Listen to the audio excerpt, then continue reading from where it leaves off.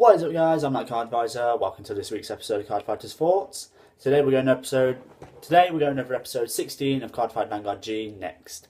So, without further ado, let's get into the episode. Also, before I begin, I should initiate a spoiler warning. You haven't watched the episode, which I'm surprised if you haven't, considering it's been a week. I will leave a link in the description down below for you to go check it out, and then you come back to me and we'll talk about it. Okay? All right. So in this episode, can I just say before we begin, a massive improvement. Than the set. This was a massive improvement compared to the last week's episode, which was just kind of, like I said, disappointing. But this one really good. I think it explained like the characters well. It's good storyline, I guess, and backstory.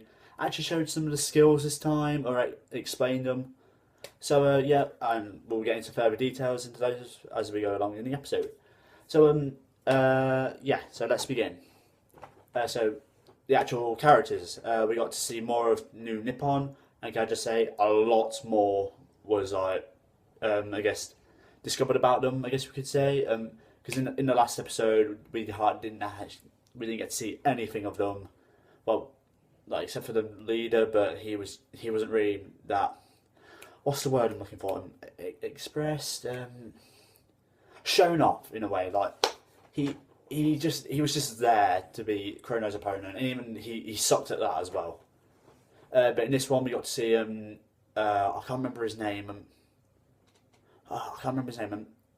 He's the blue-haired one of New Nippon, and he uses Murakumo, which I'm very happy about. That means Murakumo support, yay! And also we got to see some new Murakumo support in this, but we'll go over that in the episode. But yeah, we do get to see a lot more of their of why they're here, and we get to see how they all met, which is really cool because like I said in the last episode, we have no idea who they are, where they came from, and just what are they doing there. So it's really nice to see that.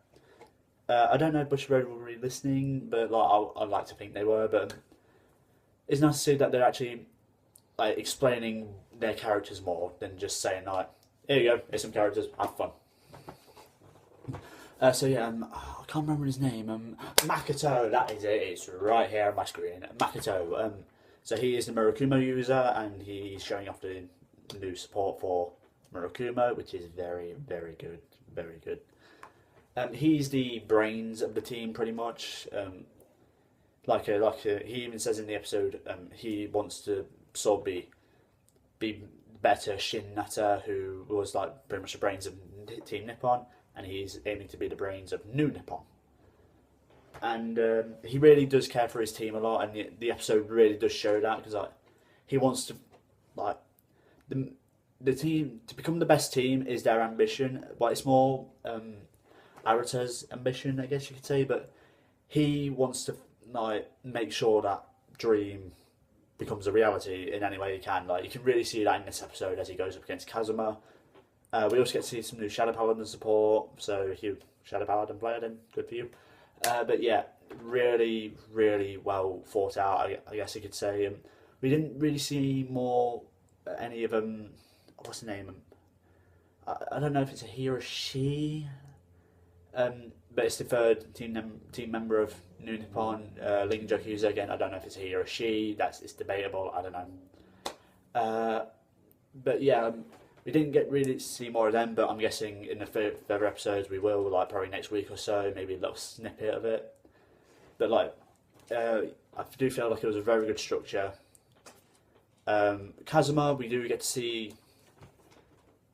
more of him, and we actually see that he's actually quite scared of Kazumi, which is really interesting, really, because in all the flashbacks that you see, what's the word? You just see him trying to get his attention, actually win his affection by just doing something really cool, or just really doing something really good, even beating him in a fight. But it never works. And right now you can see the change in Kazumi has sort of scared Kazuma, I guess you could say, because he really does actually look really tense. He even goes to say he's glad that he's not facing him in the first stage. So yeah, that is definitely more to Kazuma's story that I do like to see. So yeah, that's kind of all the characters I guess you could say that have got them a lot of focus on this thing. There were a few more other characters, but I don't really think it's worth talking about them. Maybe in like a future episodes, I guess. We do get to see Kamui, Emi, and Nagisa for a short scene, and we get to see like Kamui still chasing after Emi, Nagisa's still chasing after Kamui, and Emi's just completely oblivious to all of it. You know, like the good old Vanguard days. So really nice to see that. They're all the characters pretty much. Now we move on to I completely forgot the structure now. Great. Just like card. All right, let's go on to like the units and like how the actual fight was planned out. The fight was planned out better than last week. It still could use a lot more improvements. Like, not less of it. They actually explain some skills as well. Like, I'm not just saying, oh, you know, this skill activates. You know, I do something. I'm not going to show you what I do though, but you know, they actually did explain some of the skills in this one. Like, we get to see Yasui's new stride unit, which is amazing. Pretty much we got to see new Yasui Goma, which is a stride unit. It gets to call itself from the G zone, so if you haven't got any units to clone, then hey, take 2 G units from the G zone. Simple. We also got to see the new Shadow Paladin GR, which is going to be in the next set, which is fucking ridiculous. Sorry, language. So we got to see him, Dragander Ogma, I believe his name is, and he's just ridiculous. Like, I believe him.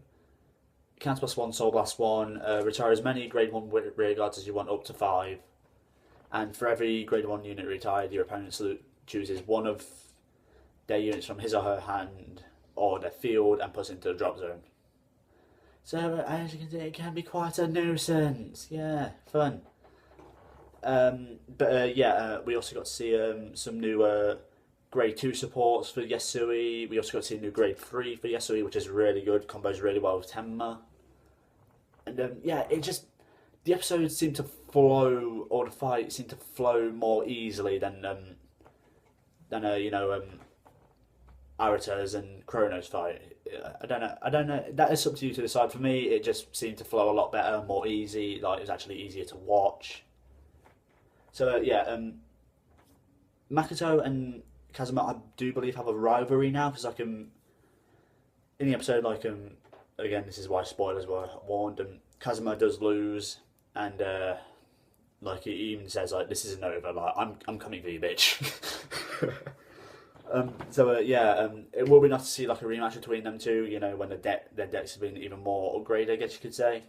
Would be nice to see a rematch between those two, although we probably know who will win. You know, plot armor. But really, really good.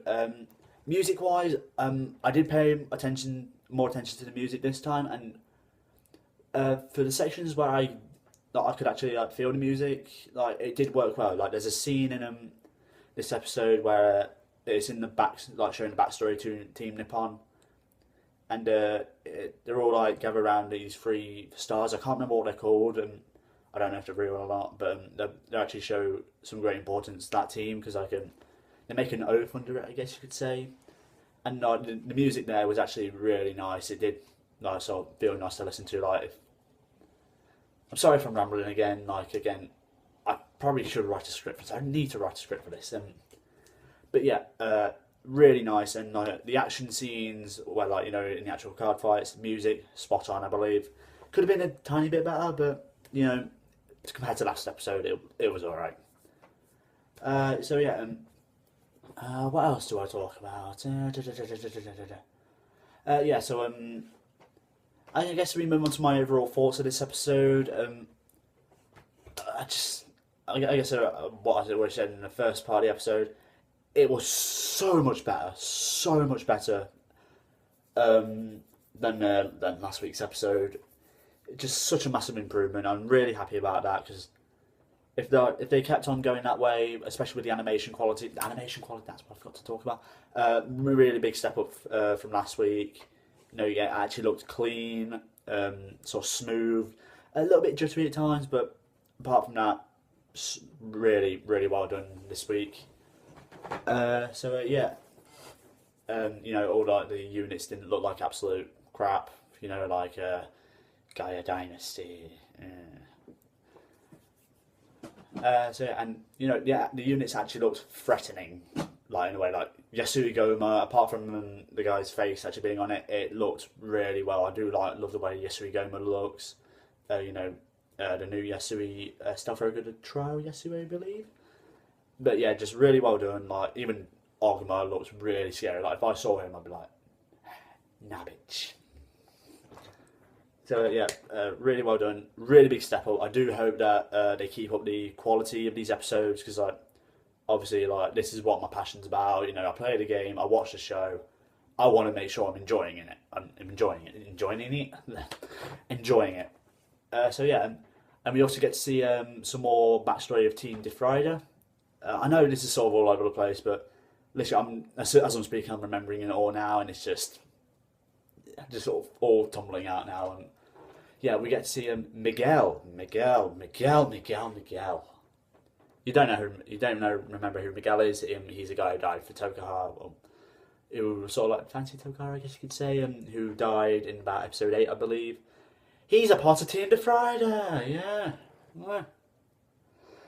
So yeah, that's another reason why I think Miguel isn't dead. That adds to my theory because in the scene, they even say Miguel should have been here by now. So, but also there's another part of the theory where the new teammate of Defrider, the short red-haired kid, who I don't like, he might have had something to do with his death if he is dead.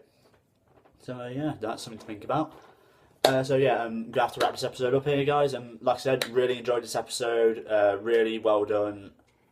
I hope they keep it up. And yeah, next week we'll be seeing some Gold Paladin support and Neo Nectar support. We get to see the new Gurgwin. Yay. So yeah, if you like this episode, don't forget to leave a like, comment, subscribe down below. Let me know what you think, and I will catch you next time, alright?